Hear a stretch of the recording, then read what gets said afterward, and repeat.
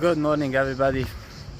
So I'm gonna be replacing sway bar links in the front, and I'm gonna be installing the springs to finally lower the back.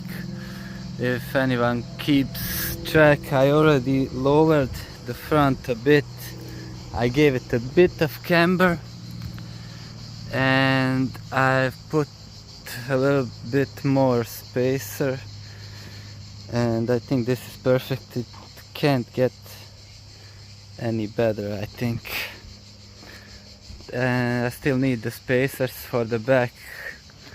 That will come in a couple of days, I hope, to move the front rear a little bit out, because right now I'm missing like few millimeters.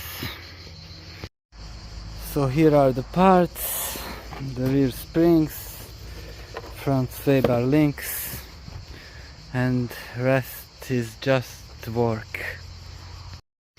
So carries and jack stands, I already removed the sway bar links, and I'm gonna install them right now. I really like the design of the old ones much better, but they're all kind of twisted from the years. This one also. And I'm gonna mount two of them and lower the front and move on to the back. All sway bar links are out, they're torted.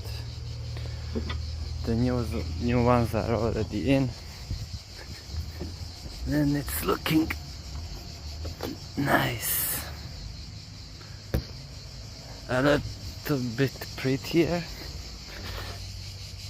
Other side also.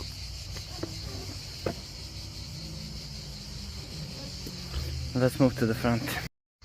So second time around I have the springs dismounted, but I can't mount them because these mounts are designed for these springs. These ones are flat, and also this part that should go like this. It doesn't work.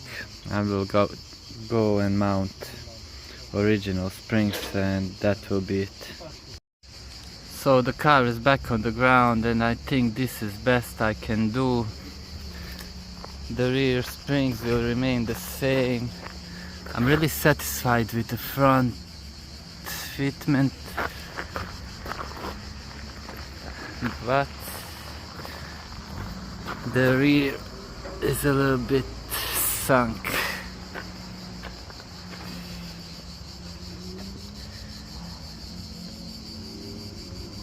Anyway, let's do the wheel alignment.